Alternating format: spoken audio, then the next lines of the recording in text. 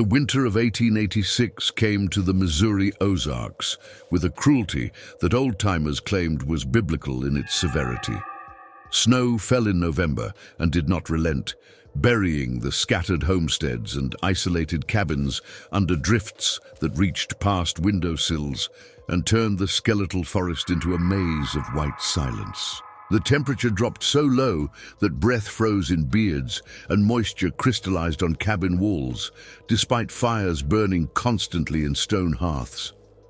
It was the kind of winter that made survival itself feel like an act of defiance against nature's determination to scour the hills clean of human presence. The community that clung to these ridges and hollows was small, perhaps 40 families scattered across territory that would have been considered a single county in more populated regions. They were frontier people, most having migrated from Kentucky or Tennessee a generation prior, bringing with them Baptist faith, Appalachian folkways, and the stubborn independence that characterized those willing to homestead in places where civilization was more aspiration than reality. They gathered for worship at a log church that doubled as schoolhouse and community hall, maintained by Reverend Caleb Warren, a man of 53 who had answered the call to minister in the wilderness after his wife's death left him seeking purpose in isolation.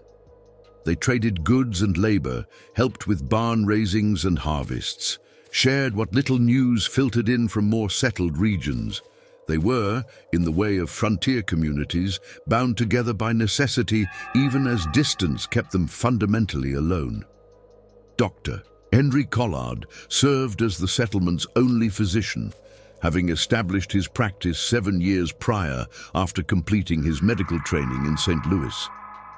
He was 39 years old, methodical and educated, a man who believed in empirical observation and scientific method, even as he lived among people who consulted folk, remedies, and superstitious practices with equal or greater frequency than they consulted him.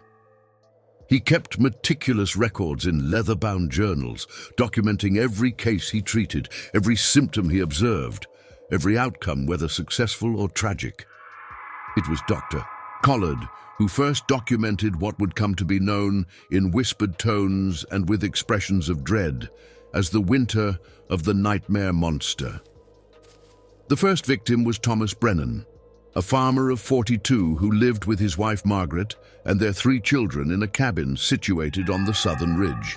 The Brennans were respected members of the community, hard-working, pious, known for their generosity in lean times.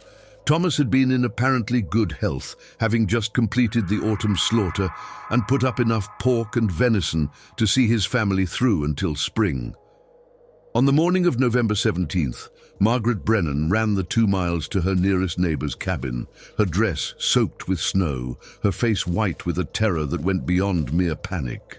Her husband, she gasped out between sobs, would not wake up. He was breathing, his heart was beating, but no amount of shaking or calling could rouse him. His eyes remained closed, his body limp, and occasionally he would twitch or jerk as though experiencing some violent dream, but he would not wake. Dr.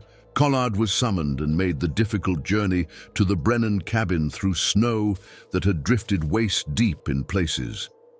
What he found upon arrival defied his medical training and challenged every assumption he held about the boundaries between sleep and waking, between illness and curse, between natural phenomenon and something that operated according to rules he did not understand.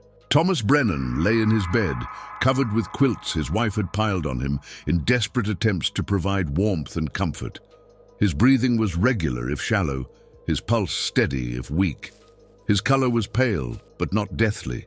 His body warm to the touch, showing no signs of fever or chill. By all observable measures, he appeared to be simply sleeping, deeply perhaps, but sleeping nonetheless. But his face told a different story.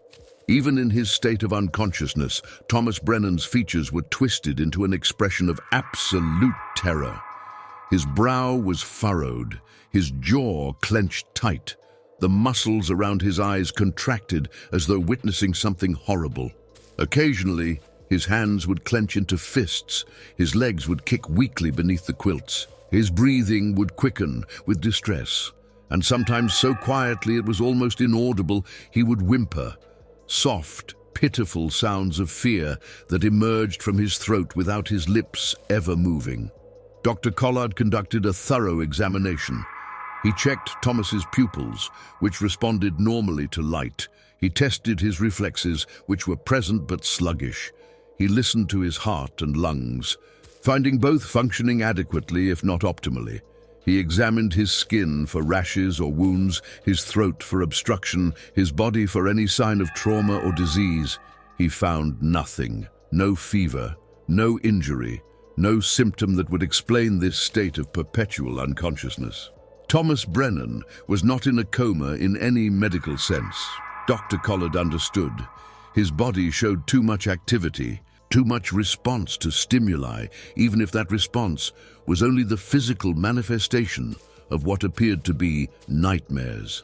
But neither was he simply sleeping, because sleep was a state one could be awakened from, and nothing, not loud noises, not physical shaking, not even smelling salts held beneath his nose, could rouse Thomas Brennan back to consciousness.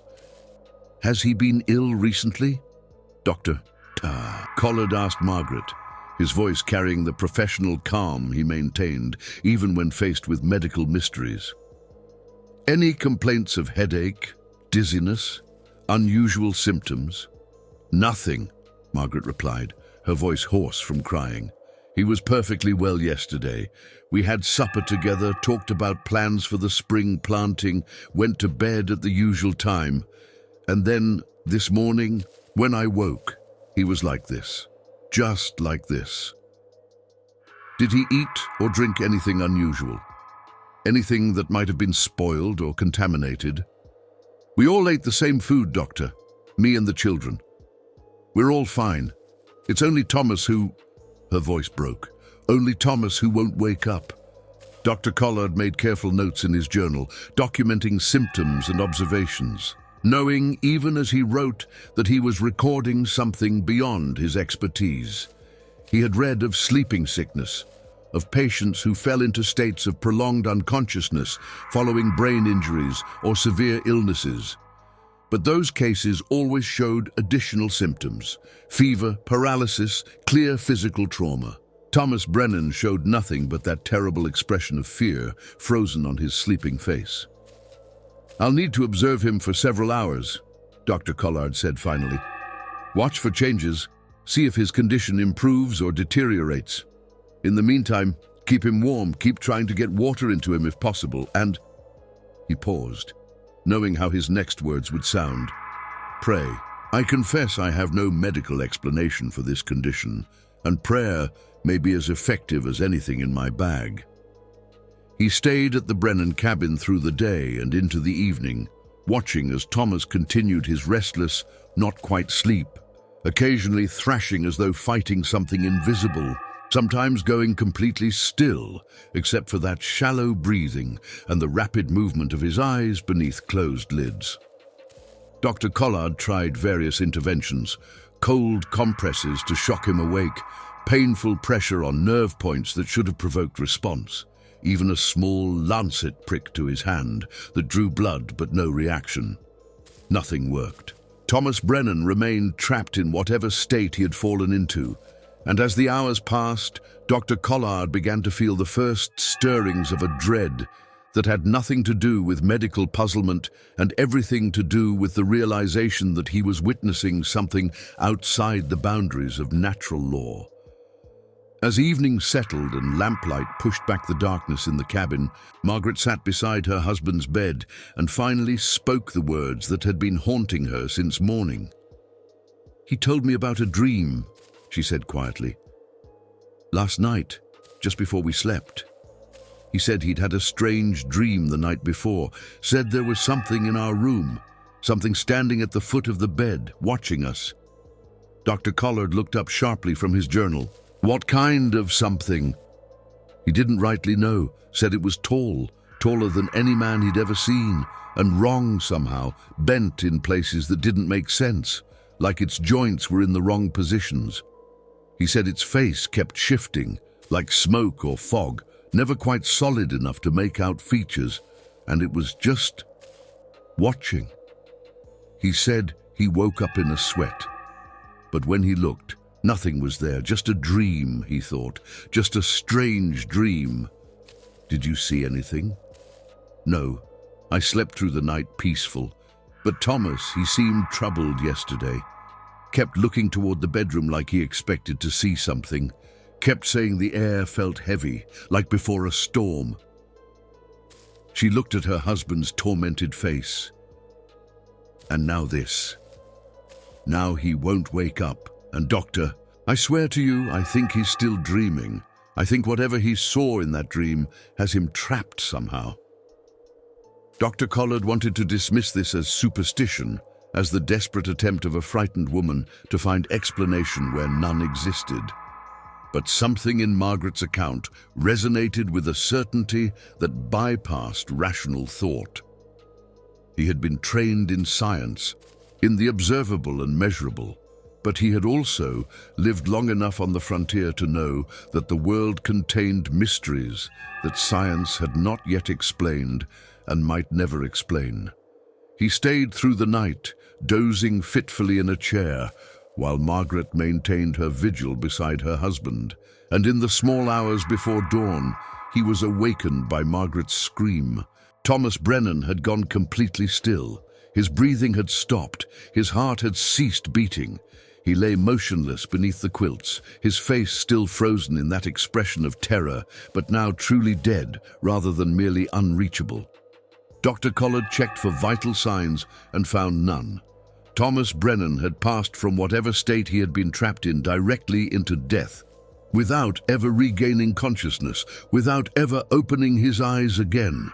The official cause of death, which Dr. Collard recorded in his journal and on the death certificate, was heart failure of unknown origin. It was the closest to truth he could manage within the constraints of medical terminology, but in the margins of his journal, in handwriting smaller and more uncertain than his usual precise script, he wrote, "Patient appeared to die of fear. Whatever he experienced in his unconscious state proved fatal. No medical explanation available." Thomas Brennan was buried 3 days later in the small cemetery behind the church. The ground so frozen that digging the grave required building fires to thaw the earth enough to break it with picks and shovels. Reverend Warren conducted the service, speaking of God's mysterious purposes and the promise of resurrection, but his words rang hollow even to his own ears. The community attended in force, bundled against the cold, their faces reflecting not just grief, but a growing unease that had nothing to do with the normal sorrow of death. Because Margaret had spoken of Thomas's dream, and in the close-knit way of frontier communities, her words had spread. The tall figure at the foot of the bed, the wrongly bent joints, the face like shifting smoke, the watching, hungry presence that had appeared in dreams the night before Thomas fell into his fatal sleep. And now, gathering in the cemetery as Thomas was laid to rest, people began to remember other things. Small things, easily dismissed at the time but taking on new significance in light of what had happened. Old man Jessup mentioned that his granddaughter had complained of bad dreams recently, of something in her room that watched while she slept. Sarah Whitcomb, a young widow who lived alone, admitted she had been having trouble sleeping, had been waking in the night with the certainty that someone was standing beside her bed, even though her cabin was locked and empty. Ezekiel Lohman, a woodsman who trapped through the winter, confessed he had seen something strange in the fog one recent morning, a shape too tall and too wrong to be human, drifting through the trees near his cabin before vanishing into mist. Dr. Collard listened to these accounts with growing disquiet. They were the stuff of folk tales and campfire stories, the kind of supernatural nonsense he had trained himself to dismiss as imagination and superstition. But Thomas Brennan was dead. Genuinely, medically, irrefutably dead. And the only explanation, however impossible, pointed to something beyond disease or accident. The second victim fell ill, or fell into that terrible not-quite sleep 4 days after Thomas Brennan's funeral. Rachel Hendricks was 23 years old, newly married, living with her husband James in a cabin on the eastern slope. She was healthy, strong, known for her beautiful singing voice, which often led hymns at church services. On the morning of November 24th, James Hendricks burst into Dr. Collard's cabin before dawn, wild-eyed and babbling that Rachel wouldn't wake, that she was breathing but unreachable, that her face was twisted in fear just like Thomas Brennan's had been.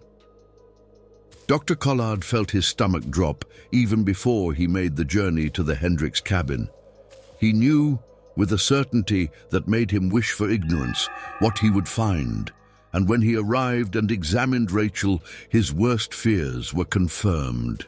She lay in exactly the state Thomas had been in, unconscious but not comatose, breathing but unreachable, her body occasionally twitching or jerking as though caught in nightmares, her face frozen in an expression of absolute terror.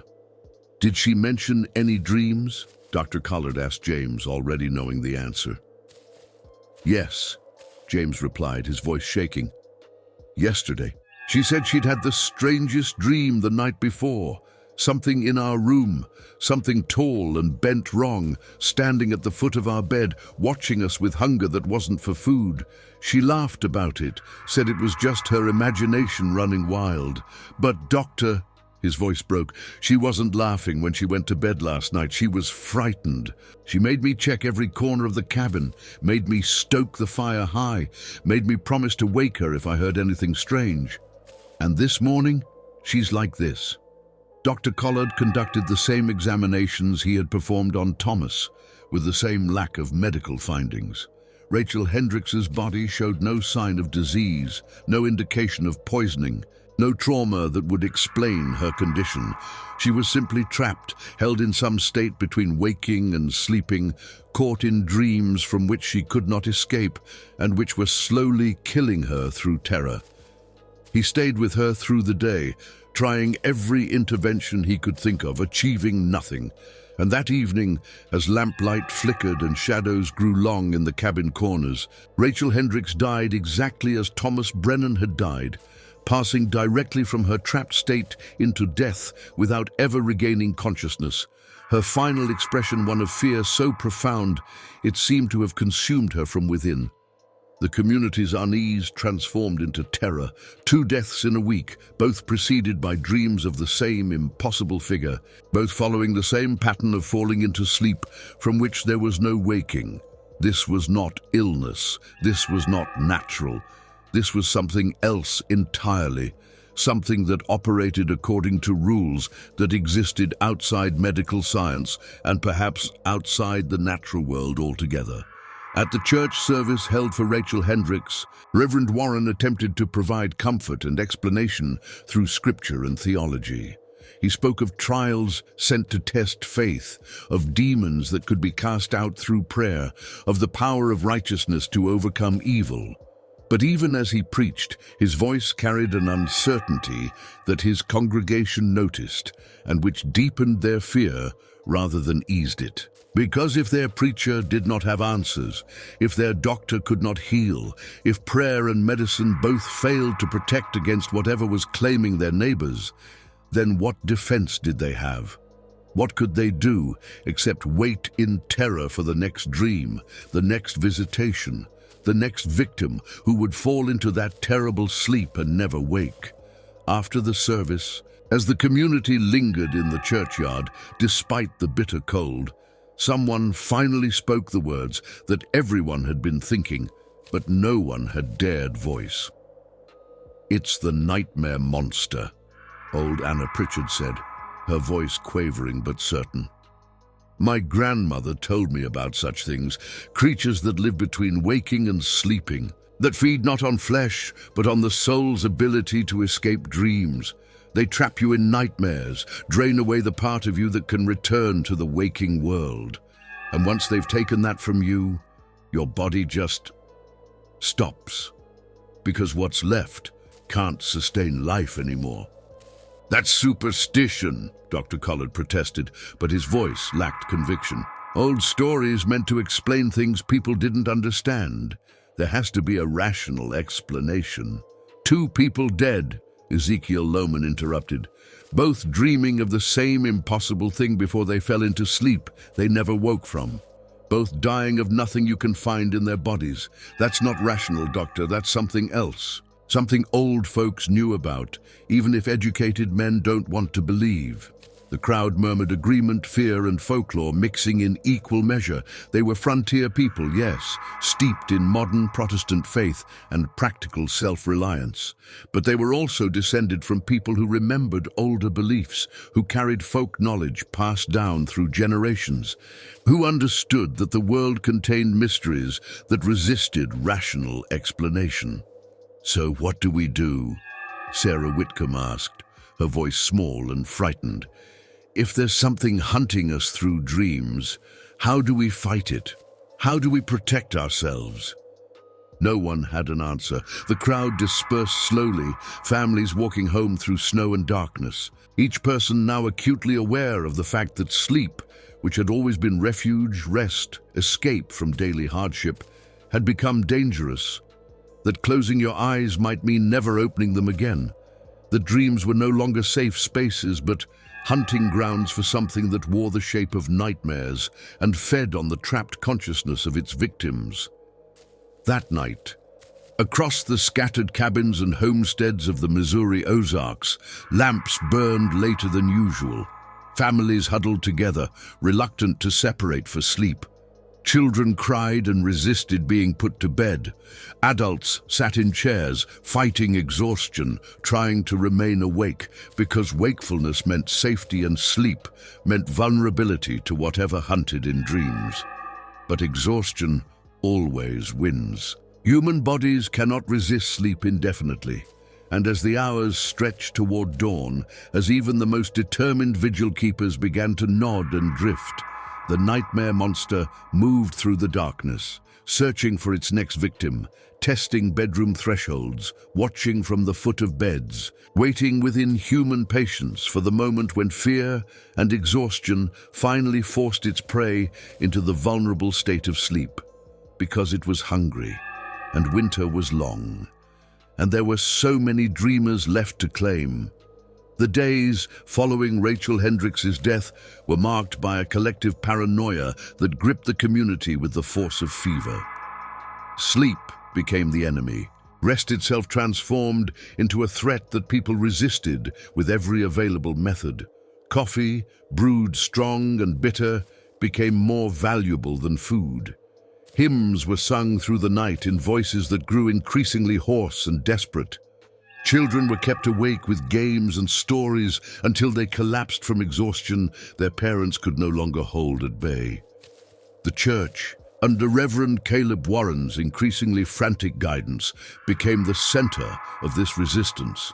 He organized nightly vigils, opening the building to any family who feared sleeping alone in their isolated cabins. People came bundled against the cold, carrying quilts and children, gathering in the sanctuary where candles burned in every sconce and lanterns hung from every hook, creating a fortress of light against the darkness that might harbor the thing they had begun calling, in whispers, the nightmare monster.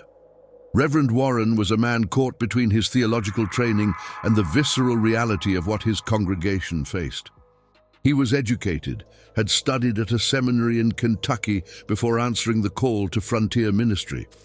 He believed in God's sovereignty, in the power of prayer, in the authority of Scripture to explain and address all human suffering. But he also believed in evil, in the reality of spiritual warfare, in forces that opposed divine will with malevolent intent. What he struggled to accept was that such forces might operate through dreams, might manifest as figures that violated physical laws, might kill without touching flesh or leaving evidence that any empirical examination could detect. It felt too much like folk horror, too close to the superstitions he had been trained to dismiss as pagan holdovers unworthy of Christian consideration. but 2 people were dead. And the accounts being shared during the vigils, accounts from people he knew to be honest and level-headed, were consistent in ways that suggested either mass delusion or genuine encounter with something that existed beyond normal reality. Sarah Whitcomb was the first to give formal testimony, standing before the gathered congregation on the 3rd night of vigils. Her face gaunt from sleeplessness, but her voice steady with the conviction of someone who had survived something terrible and needed to be believed. "It came to me 5 nights ago," she said, wrapping her shawl tighter around her thin shoulders. "I woke around 2 in the morning. Don't know what woke me, just opened my eyes sudden-like. And it was there, standing at the foot of my bed." The congregation leaned forward, dozens of exhausted faces illuminated by flickering candlelight, everyone desperate to hear what came next, desperate to understand what they might be facing. "Tall," Sarah continued, her voice dropping almost to a whisper, though the church was silent enough that everyone could hear. "Taller than any man I've ever seen. Had to be 7 feet or more. And so thin it looked like someone had stretched a person upward until they were all wrong proportions. Its arms hung down past where its knees should have been, and those arms—" She paused, swallowing hard. "Those arms bent in too many places, like they had extra joints, or the joints were in the wrong spots, or maybe both." "Could you see its face?" someone asked from the back. Sarah shook her head slowly. That was the worst part. I couldn't see its face clear because it kept changing, shifting like smoke in wind. Sometimes it looked almost human, almost like someone I might recognize if I could just focus on it. But then it would change again, blur and reform into something different, like it didn't have a fixed face or couldn't decide what face to wear. Or maybe, her voice dropped even lower, maybe it was showing me all the faces of everyone it had taken, all the dreamers it had claimed. "What did it do?" Reverend Warren asked gently. "It watched me, just stood there and watched. I couldn't move. Wasn't sure if I was frozen by fear or if it was doing something to me, holding me still somehow." And then it leaned forward. Sarah's hands were trembling now, her composure cracking. It leaned down toward me, bending at all those wrong joints, bringing that shifting face closer and closer. And I heard it breathe. Dr. Collard can talk all he wants about disease and medical causes, but I heard that thing breathe, deep and slow and wet-sounding, like it was breathing through water or mud. And when it exhaled, the air that came out was cold, so cold it hurt when it touched my face. "How did you escape?" Dr. Collard asked from where he sat taking notes, his role shifting from physician to documentarian of the impossible. "I don't know," Sarah admitted. "Something broke in me. The fear got so big it pushed past the paralysis. I screamed loud enough to hurt my throat. And when I did, it pulled back, stood upright again, watching me with that shifting face, and then it just dissolved. Like fog burning off under sun, except there was no sun. It just thinned and spread and disappeared, and I was alone in my cabin with all my lamps burning low and my doors still locked from the inside." "You saw it enter?" someone asked. "No, that's the thing. I never saw it come in. It was just suddenly there, like it had always been there and I'd only just noticed it, or like it had stepped through from somewhere else, someplace that isn't quite here." She sat down, visibly shaking, and other hands began to rise. Other witnesses with their own accounts of encounters that followed similar patterns, but with variations that suggested the thing, whatever it was, adapted its approach to each victim. Ezekiel Lohman, the woodsman, stood next. He was a man of 45, weathered and practical, not given to flights of fancy or superstitious exaggeration. His testimony carried weight because everyone knew him to be reliable, level-headed, the kind of man who dealt in observable facts rather than speculation. "I saw it outside," he said. 3 nights back, maybe 4 in the morning. I couldn't sleep. Been having trouble since Thomas died, kept thinking about what Margaret said he'd dreamed. So I was sitting by my window looking out at the woods when I saw movement in the fog. Fog, Reverend Warren interjected. At that hour, in this cold. I know. Doesn't make sense. Temperature was below freezing, should have been clear as glass. But there was fog rolling through the trees like it was autumn instead of deep winter. And in that fog, I saw something moving, something tall and bent wrong, like Sarah described. It was drifting between the trees, not walking exactly, floating maybe, or flowing like the fog itself was taking shape. Did it see you? Don't know. Maybe. It stopped moving when it got near my cabin, stood there in the mist for what felt like hours but was probably only minutes, and I had the strongest feeling it was. Testing. Like it was reaching out somehow, trying to find a way in, checking for weaknesses or openings. Ezekiel's jaw tightened. My boy sleeps in the loft. He's only 8.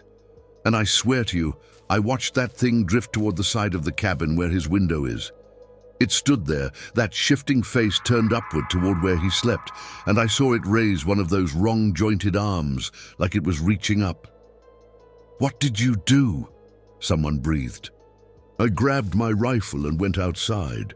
Didn't even think about danger or what I was doing, just knew I couldn't let that thing near my son. By the time I got out there, it was gone. No tracks in the snow, no sign anything had been there. But the fog was still hanging around, and it was cold, not natural cold, wrong cold.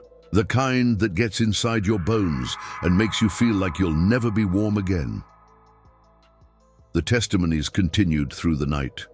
Martha Freeman described waking to find her bedroom unbearably cold, despite the fire burning in the next room, and seeing her breath form patterns in the air, patterns that almost looked like words or warnings she couldn't quite read. John Patterson reported his daughter crying about the tall man with no face, who stood in the corner of her room and watched her sleep, a complaint he had initially dismissed as childhood nightmares, but now wondered if she had actually seen something he could not. Most disturbing was the account from Benjamin Clark, who lived alone on the northern ridge. He had not come to the vigils initially, maintaining the independence and isolation that characterized many frontier homesteaders. But on the 5th night, he appeared at the church door, unshaven and wild-eyed, looking like he hadn't slept in days. "It's been coming every night," he said without preamble, his voice hoarse and desperate. "Every night since Thomas died. I see it in my dreams first, standing at the foot of my bed, watching with that wrong face, breathing that cold breath, and then I wake up and it's still there, still watching.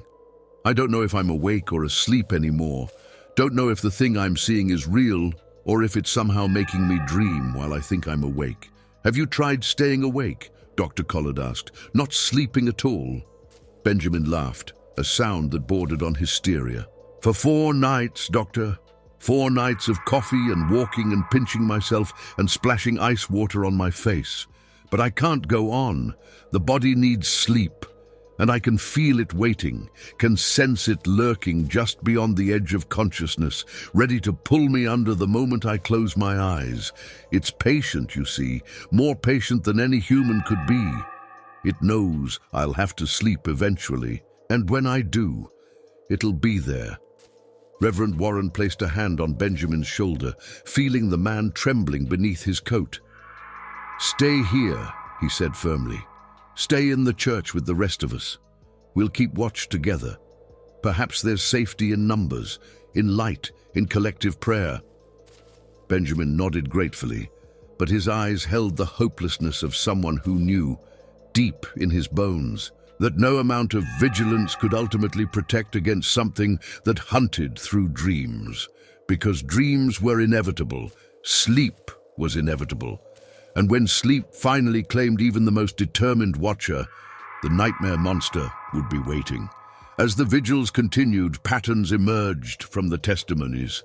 The thing appeared most frequently between the hours of 2 and 4 in the morning, that deep, dead time when human resistance was lowest, when the body most desperately craved rest, when even the strongest will begin to falter. It was drawn to isolation, seeming to target those who slept alone more frequently than those who shared beds or rooms. And it was always preceded by dreams, warnings perhaps, or the thing testing its access, appearing first in sleep before manifesting in some way that blurred the boundary between dream and waking. Dr. Collard documented everything, his journals filling with accounts that would have been dismissed as mass hysteria by any of his former colleagues in St. Louis, but which he could not dismiss because he had examined the bodies of the dead and found no natural explanation for their deaths. He was being forced to accept that reality included phenomena his medical training had not prepared him for, that the world operated according to rules more complex and terrifying than empirical science acknowledged. Reverend Warren struggled with his own crisis of faith and understanding. He led prayers against evil, recited psalms of protection, blessed doorways and windows with holy water brought from the church's font. But he could not shake the feeling that he was fighting something that existed beyond the reach of conventional theological weapons, something that predated Christian understanding or operated according to spiritual laws his seminary education had not addressed. "What if it's not a demon?" he confessed to Dr. Collard during a quiet moment between vigils. "What if it's something else? Something older or stranger? The old folks talk about things that existed before we named and categorized evil. Before we built churches and established doctrines, things that simply are, that hunger and hunt according to their nature without being part of any cosmic battle between good and evil." "Then how do we fight it?" Collard asked, his exhaustion evident in his voice. "If prayer doesn't work, if medicine is useless, if it exists outside the frameworks we understand, what defense do we have?" "Perhaps defense isn't possible," Warren replied quietly. "Perhaps all we can do is endure, keep each other awake as long as possible, stay together in the light, and hope that whatever hunger drives this thing will eventually be satisfied and it will move on to other hunting grounds." But even as he spoke, both men knew the truth. Hunger was never truly satisfied, only temporarily sated. And with 40 families in the settlement, with children and elderly, and those already weakened by winter's hardships, there were more than enough potential victims to feed the nightmare monster through the long months until spring.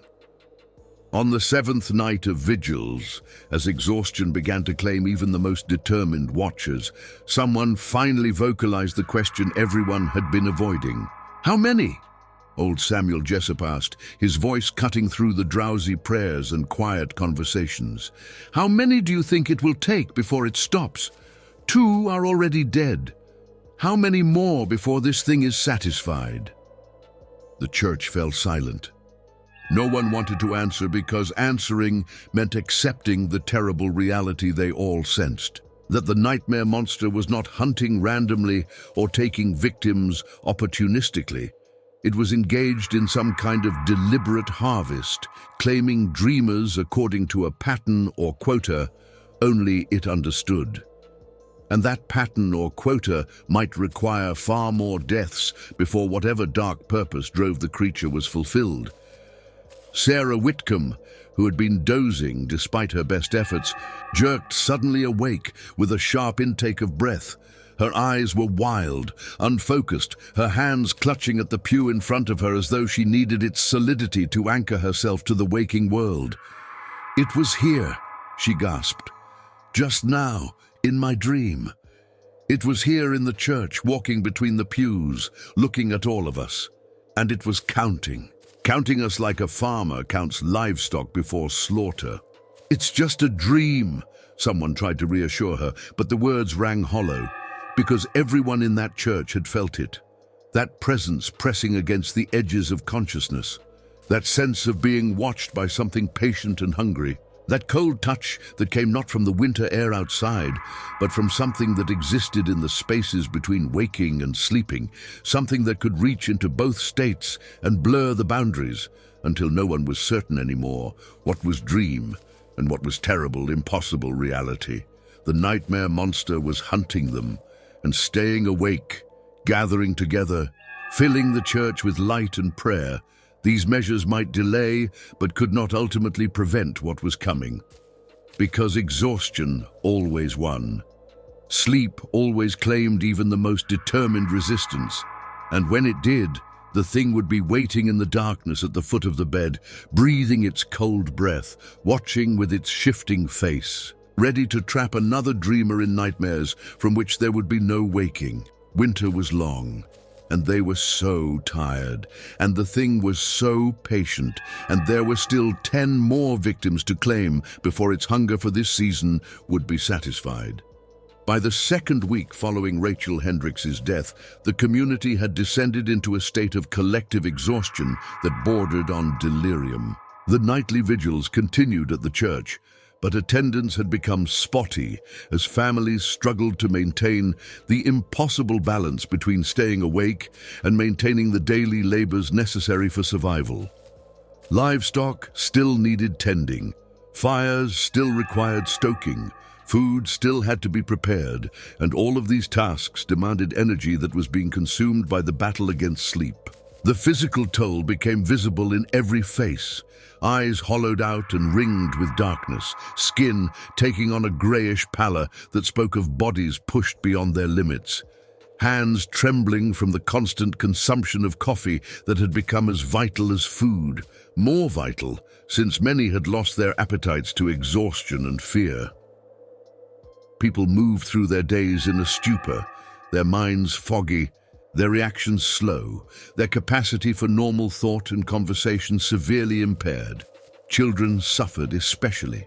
They could not understand why they were being kept awake past their normal bedtimes, why parents pinched them or startled them whenever their eyes began to close, why sleep, which had always been safe and natural, had suddenly become forbidden.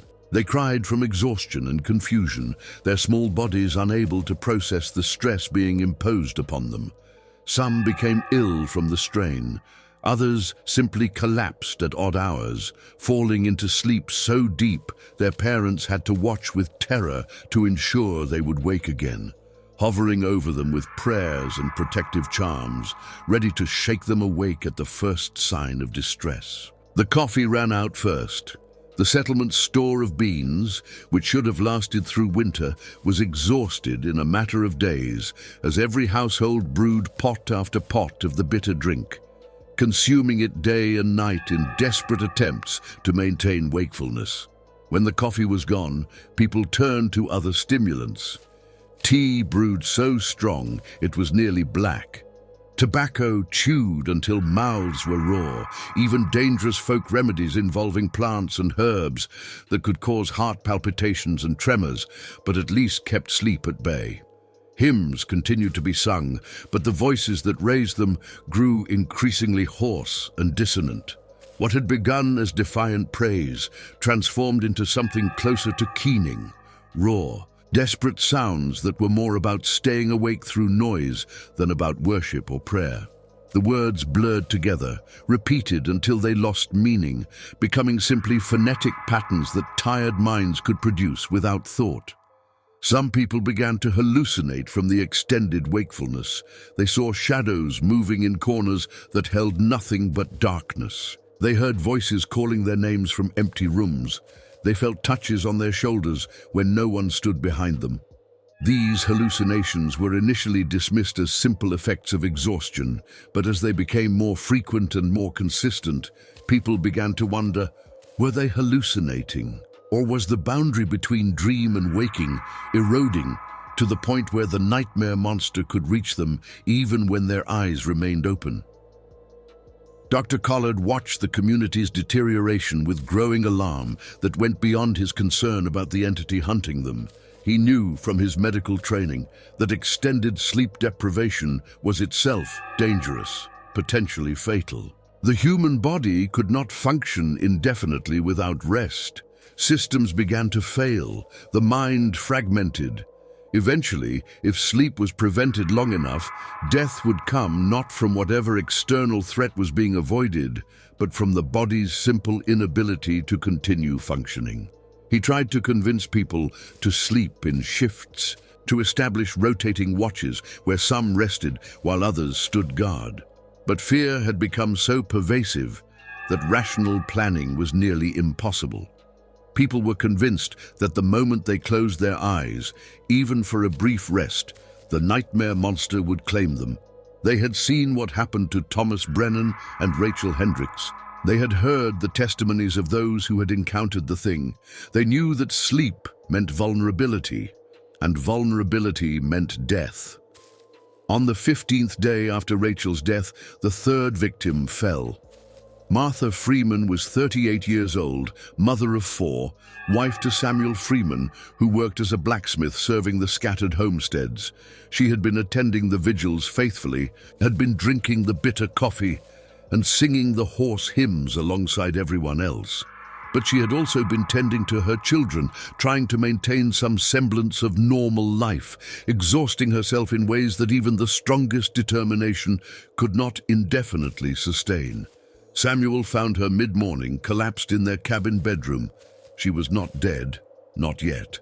She lay breathing shallowly, her face twisted in that now familiar expression of terror, her body occasionally jerking as though she was fighting something in whatever nightmare dimension she had been pulled into. He ran to fetch Dr. Collard, who arrived within the hour and confirmed what everyone already knew.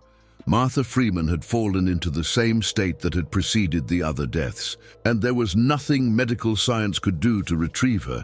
She lasted longer than Thomas or Rachel had.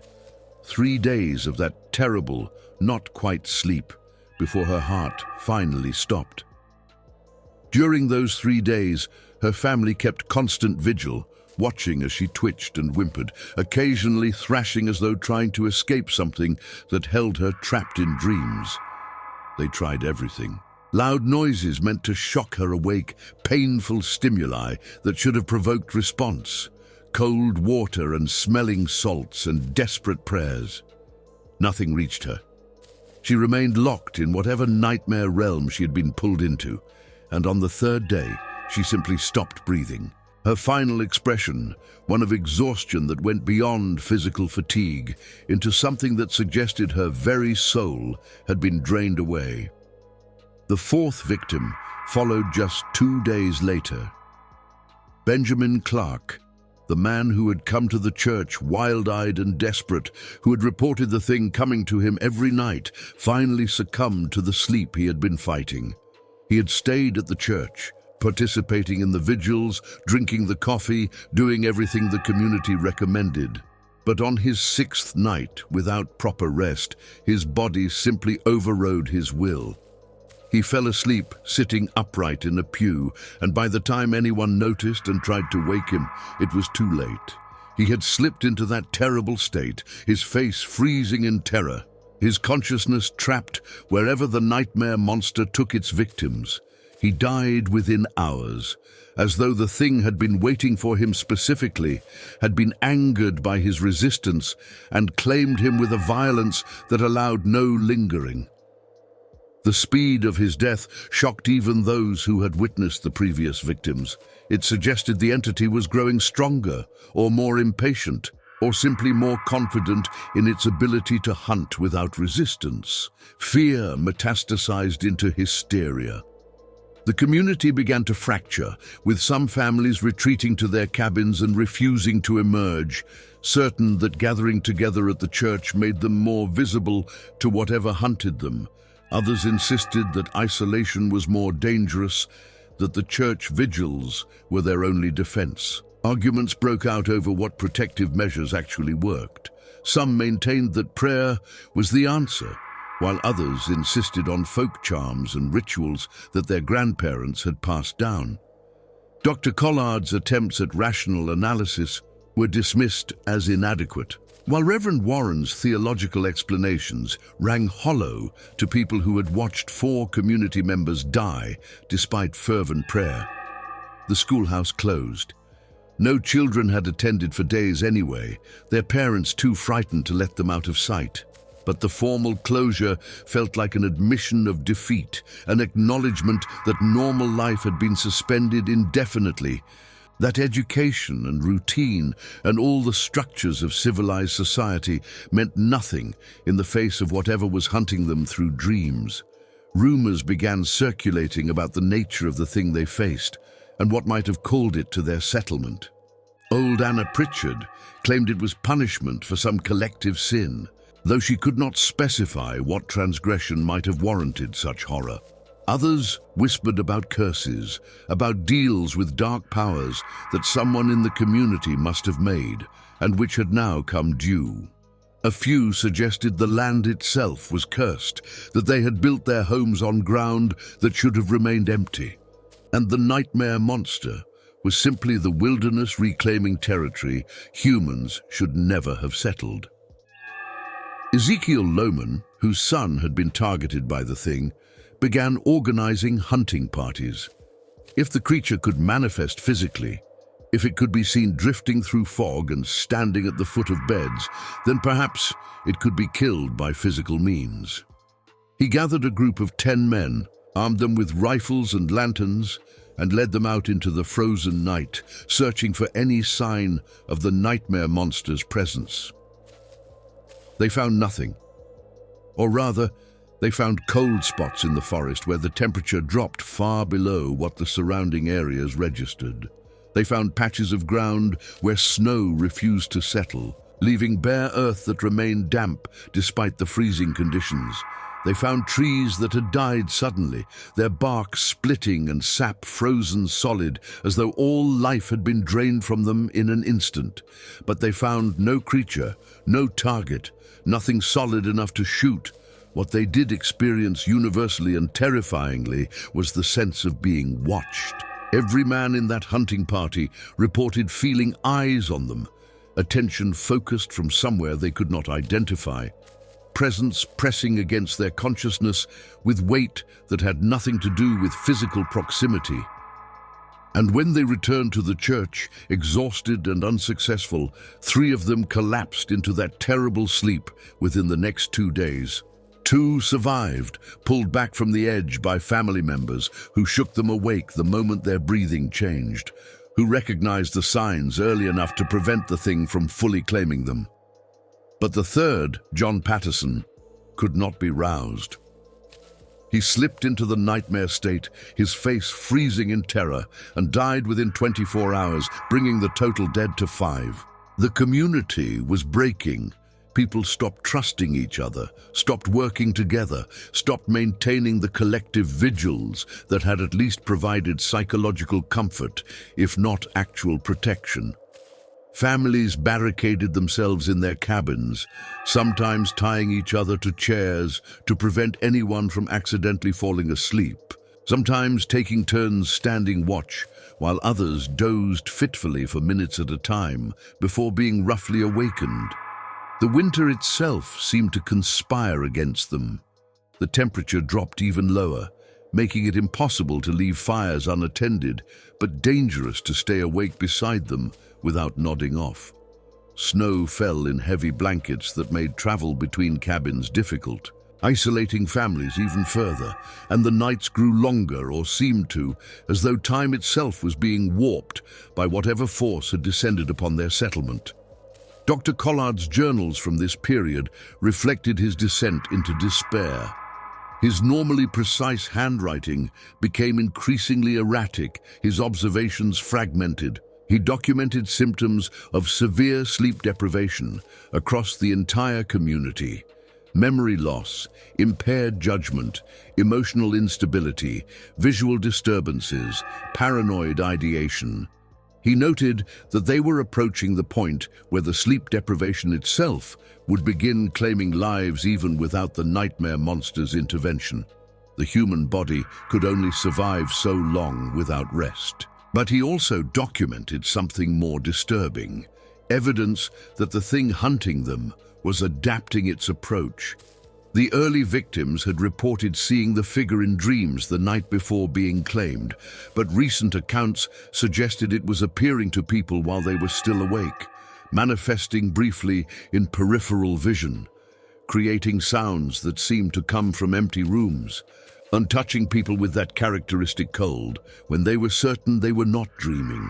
It was as though the creature was learning to blur the boundary between sleep and waking, or perhaps the community's collective exhaustion had weakened the barriers that normally kept dream and reality separate. Reverend Warren held a special service on the morning after John Patterson's death, calling whatever members of the community could still muster the strength to attend. His sermon was brief, stripped of the theological complexity that had characterized his earlier attempts to explain what they faced. "We are being tested," he said, his voice hoarse from sleeplessness and strain. "Not by God, perhaps, but by something that exists in the spaces God has allowed to remain wild and dangerous. We have built our homes in a wilderness that remembers older rules, older hungers. And now we are learning that prayer alone may not be sufficient protection against things that existed before prayer was invented." The congregation stirred uncomfortably. This was not the message they wanted from their preacher. They wanted assurance, wanted promises of divine protection, wanted someone to tell them that faith would save them. Instead, Warren was admitting that he had no answers, that his theology was inadequate to the reality they faced. "So what do we do?" someone called out, voice cracking with desperation. Warren was silent for a long moment, his exhausted mind struggling to formulate response. Finally, he spoke words that would be remembered and repeated long after that terrible winter had passed. "We endure. We support each other. We stay awake as long as we can. And when we must sleep, we pray that we are not chosen. We acknowledge that we cannot defeat this thing through our own power, and we hope that whatever hunger drives it will eventually be satisfied, and it will move on to other hunting grounds. That is all we have left: endurance and hope." The service dissolved into quiet weeping, people clinging to each other not for comfort, but simply for the presence of other living humans, for proof that they were not alone in the nightmare their lives had become. And as they wept, as they held each other in the cold church with its guttering candles and its exhausted congregation, the winter wind howled outside. And somewhere in that wind, or perhaps only in their collective imagination, or perhaps in that blurred space between dream and waking, they heard something else, a sound like breathing, deep and slow and wet, the breath of something patient and hungry, watching and waiting for exhaustion to claim the next victim, because the nightmare monster was still hunting. And there were still 7 more to claim before winter would release its grip, and the thing would retreat to whatever realm it inhabited when not feeding on trapped dreamers. 7 more who would fall into sleep and never wake. 7 more families who would keep vigil over loved ones frozen in terror. 7 more graves to be dug in frozen ground. The winter was not yet half over, and they were all so very, very tired. The breaking point came on a night when the temperature dropped so low that exposed skin froze within minutes and breath crystallized in the air like suspended glass. It was the kind of cold that killed, that made survival itself an hour-by-hour battle against elements that were actively hostile to human life. And it was the night that the hunting party went out for the final time, determined to confront the nightmare monster directly or die in the attempt. Ezekiel Lohman organized it, though calling it organized was generous. It was more desperation given direction, fear transformed into action, even when that action was likely futile. 10 men gathered at the church as the sun set, armed with rifles they did not expect to use effectively, carrying lanterns that provided pathetic circles of light in the vast darkness of the frozen forest. They had all lost someone, to death or to that terrible sleep that preceded death, and they were exhausted past the point where rational calculation was possible. Sheriff Marcus Dalton, who had been largely absent from the earlier vigils due to his duties covering a territory far larger than just their settlement, had returned upon hearing of the deaths. He was a man of 50, hardened by decades of frontier law enforcement, someone who had seen violence and tragedy enough that very little shocked him. But the accounts of the nightmare monster, the testimonies of witnesses he knew to be reliable, and the physical evidence of 5 unexplained deaths had forced him to acknowledge that reality contained threats his experience had not prepared him for. "This is madness," he said, as the hunting party prepared to depart. "You're going out into killing cold to hunt something none of you can adequately describe. You'll freeze to death long before you find whatever you're looking for." "Then we'll freeze," Ezekiel replied, his voice flat with exhaustion and determination. "Better to die doing something than to sit here waiting for that thing to pick us off one by one. At least this way we go down fighting." Dr. Collard, who had joined the group despite having no skill with weapons or hunting, nodded agreement. "I need to see it," he said, "need to observe it directly if possible.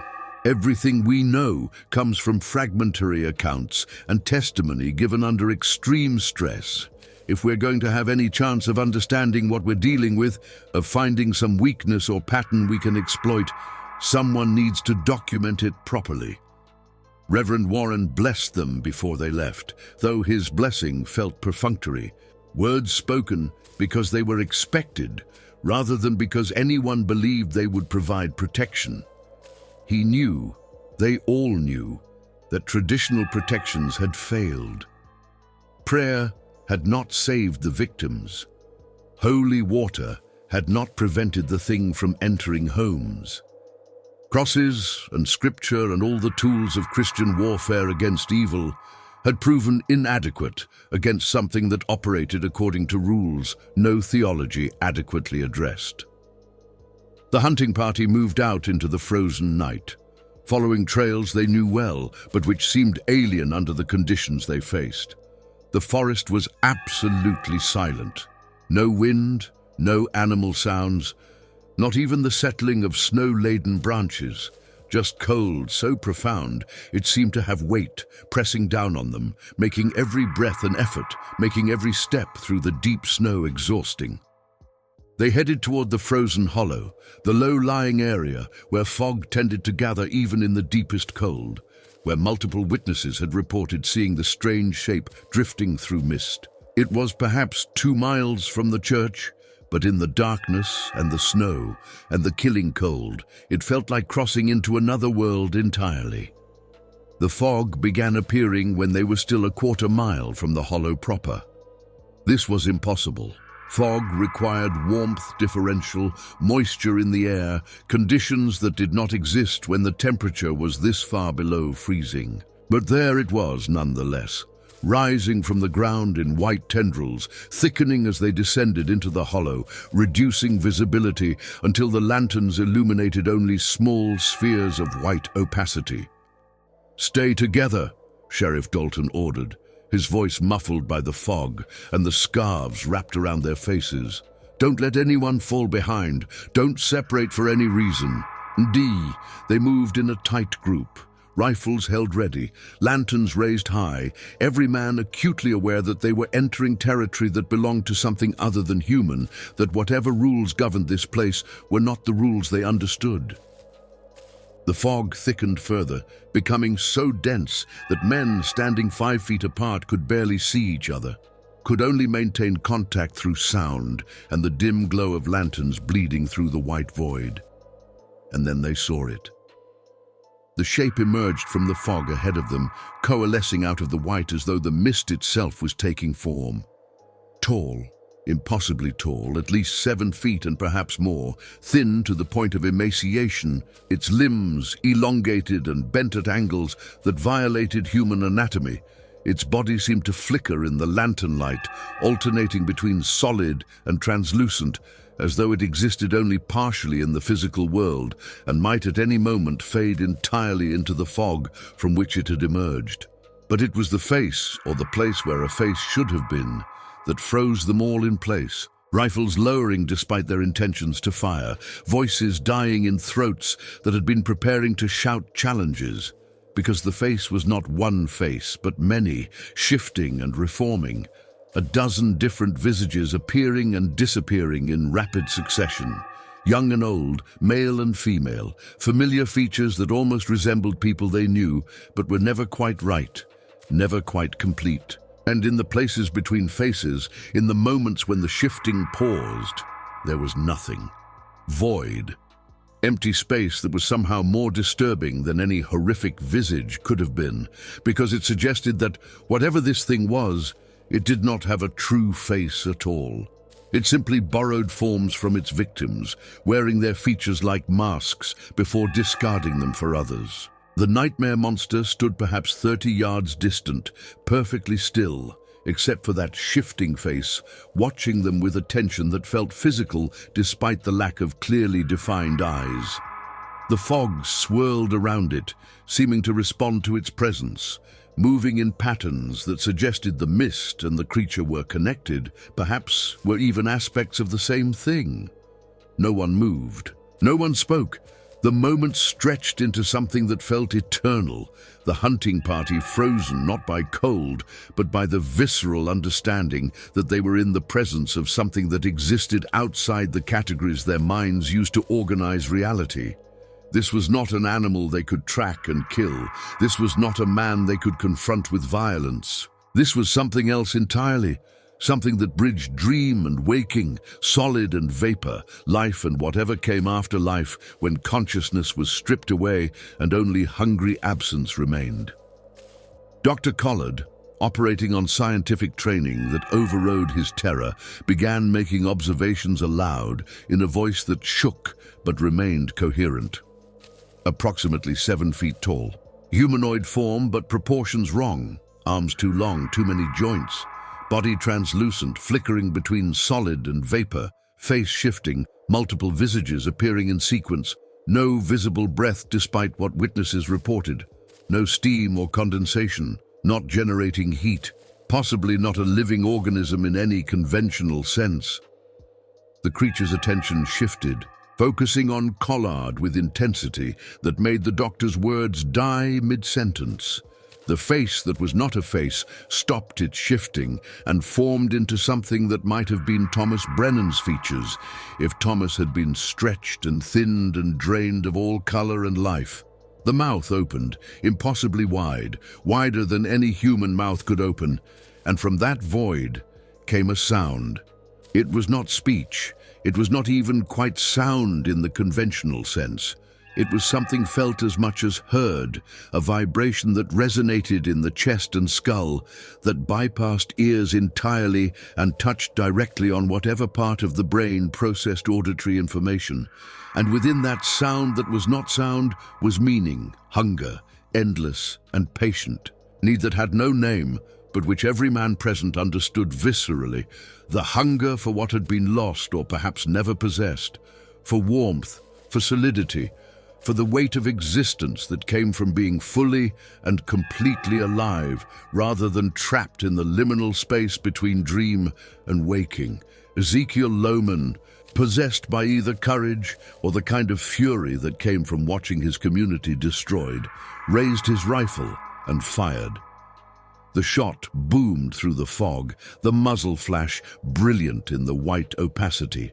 The bullet passed through the creature, passed directly through the space where its torso appeared to be, and embedded itself in a tree 30 yards beyond with a solid thunk that proved the round was real. The physics were normal, the world still operated according to laws they understood, but the creature did not react, did not flinch or stagger or show any sign of being affected.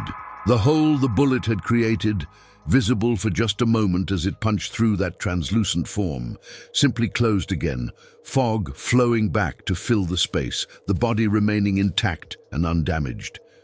The creature began to move toward them, not walking, flowing, gliding across the snow without leaving tracks, advancing with a smoothness that suggested it was not subject to gravity or friction, or any of the physical constraints that governed solid matter. and as it approached, the temperature dropped even further. Breath froze instantly in the air. Fingers went numb inside gloves. The lantern flames guttered and nearly died, their light taking on a sickly quality that barely penetrated the fog. "Run!" Sheriff Dalton said, the word emerging flat and final. "Run now!" They ran. 10 men who had come out to hunt a monster, fleeing in panic through fog and darkness, their formation breaking as each man simply tried to escape in whatever direction seemed most clear. Behind them, or perhaps around them, or perhaps inside their heads, they could hear that sound that was not sound, that expression of hunger that seemed to follow them regardless of how fast or how far they ran. Some went toward where they believed the church lay. Others simply ran uphill, seeking higher ground and clearer air. Dr. Collard stumbled and fell, his lantern extinguishing in the snow, leaving him in darkness so complete he could not distinguish between having his eyes open or closed. He lay there for a moment, expecting to feel that cold touch, expecting the creature to claim him now that he was vulnerable. But nothing came. The fog remained, but the presence, that terrible attention, had moved on, seeking easier prey or perhaps satisfied with the terror it had inflicted. He found his way back to the church by following voices in the distance. Crawling when walking became impossible, his body pushed past all limits, but driven by pure survival instinct. When he finally reached the building and stumbled through the door, he found he was the 7th to return. 3 men had not yet arrived. They waited through the night, keeping watch at windows and doors, hoping to see the missing 3 emerge from the darkness. But dawn came grey and cold, and the men did not return. Search parties went out as soon as light permitted and found 2 of them quickly, frozen to death perhaps a mile from the church, their bodies showing no signs of struggle, their faces peaceful as though they had simply laid down in the snow and fallen asleep. Their deaths were attributed to the cold, to exhaustion and hypothermia, though everyone wondered if something else had contributed, if the creature had touched them somehow, sapping their will to continue, making surrender to cold and sleep seem preferable to pushing forward. The 3rd man, Samuel Hendricks, Rachel's widower, who had joined the hunt out of grief and rage, was found 3 days later by a trapper checking lines. He lay in a clearing far from where the hunting party had been, his body showing signs of having walked a considerable distance after separating from the group. But he was not frozen. His body was still warm, still breathing, still alive in the technical sense, but his face was frozen in that now familiar expression of terror, his consciousness trapped wherever the nightmare monster took its victims, and he never woke. He died 6 days after being found, bringing the total dead to 8. The hunting party's failure broke the last vestiges of organized resistance. Families stopped trying to stay awake through sheer willpower, stopped gathering for vigils, stopped maintaining the collective defense that had at least provided psychological comfort. Instead, they retreated into desperate individuality, each household developing its own rituals and protections, each family trying to survive in whatever way seemed most likely to succeed. Some began sleeping in shifts, with one family member staying awake to watch over the others. Though everyone knew this was only delaying the inevitable, some moved their beds into groups, piling their sleeping children together in hopes that somehow collective presence would provide protection. Some gave up on sleep entirely, consuming whatever stimulants they could find until their bodies began to fail from the strain. 4 more victims fell over the following 3 weeks. Though Dr. Collard's records from this period were fragmentary and sometimes incoherent, suggesting his own mind was beginning to fragment under the strain. The victims' names and circumstances were recorded, but the details blurred together. Always the same pattern of dreams presaging endless sleep. Always the same expression of terror frozen on their faces. Always the same slow transition from trapped consciousness to death. By late February, 12 people had died. 12 graves had been dug in frozen ground. 12 families had been destroyed or permanently scarred by loss. And then, as suddenly as it had begun, the attack stopped. No more dreams of the figure at the foot of the bed. No more sightings in the fog. No more victims falling into that terrible sleep. The presence that had haunted them through the darkest winter months simply lifted, vanished, moved on to other hunting grounds or returned to whatever realm it inhabited when not feeding. The survivors emerged from their cabins like people coming out of bomb shelters, blinking in the late winter sun, hardly able to believe that the siege had ended. They gathered at the church, fewer than had gathered at the beginning of winter, their numbers reduced not just by death, but by families who had simply fled, abandoning their homes and heading east toward more settled regions, willing to face poverty and uncertainty rather than remain in a place that had proven to be a hunting ground for something beyond human understanding. Reverend Warren held a memorial service for the 12 dead, reading their names aloud in the cold church. Thomas Brennan, Rachel Hendricks, Martha Freeman, Benjamin Clark, John Patterson, Samuel Hendricks, and 6 others whose names would be recorded in church records and remembered by their families, but which would gradually fade from collective memory as years passed, and the events of that terrible winter became folklore rather than lived experience. "We survived," Warren said, his voice hoarse but steady. "Though survival came at a cost we will carry for the rest of our lives. We do not know why it came. We do not know why it stopped. We can only be grateful that it did stop and hope that whatever hunger drove it has been satisfied, that it will not return to these hills again." But even as he spoke, everyone knew the truth. They had not defeated the nightmare monster. They had simply endured until its appetite was sated or its season of feeding ended. It had taken 12 dreamers, 12 consciousnesses trapped in eternal nightmares, 12 lives drained of whatever vital force allowed the soul to return from sleep to waking.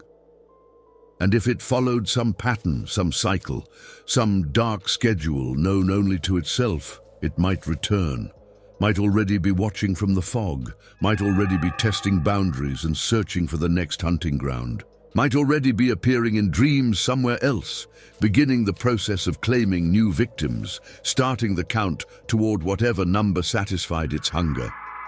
The survivors would live with that knowledge forever, would never sleep easily again, would always, in the dark hours between 2 and 4 in the morning, feel that colder tension pressing against their consciousness, would always wonder if the shadows in their bedrooms were really empty, or if something tall and wrong-jointed stood there watching, waiting for exhaustion to overcome vigilance one final time.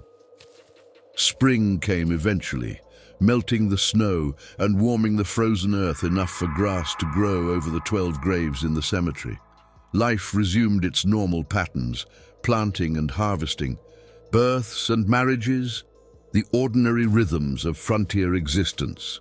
But the community was changed, marked by what it had survived, carrying stories that would be passed down through generations as warnings and memories. The schoolhouse reopened, but Clara Morrison, who had become the new teacher after the old one fled east, included lessons about the importance of sleep routines and protective rituals. She taught the children folk charms their grandparents had known, taught them to trust their dreams when dreams warned of danger, taught them that the world was wider and stranger than any textbook acknowledged.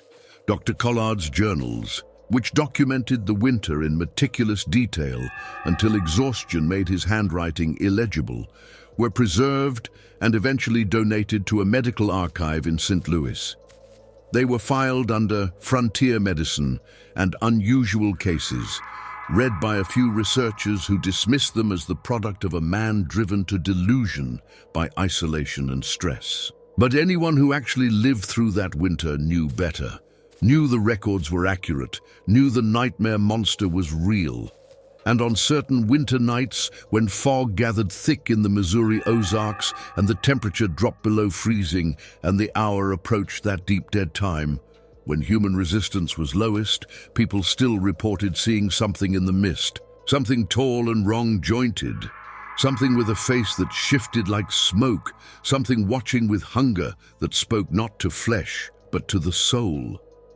The nightmare monster might have moved on from that particular settlement, but the fog remained, and fog was always a threshold, always a crossing place, always a reminder that the boundary between dream and waking was thinner than civilization liked to pretend, and that things existed in that liminal space, things that fed on consciousness and trapped dreamers in eternal nightmares and could never be truly defeated, only temporarily escaped.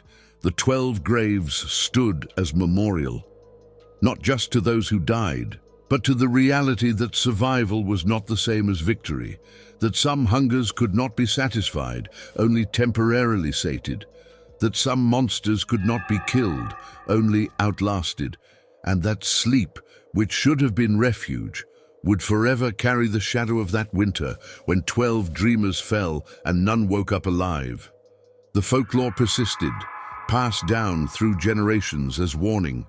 Don't sleep alone on the coldest nights. Don't ignore dreams that warn of watching figures. Don't let exhaustion overcome you in the deep, dark hours when things that hunt through nightmares are most active.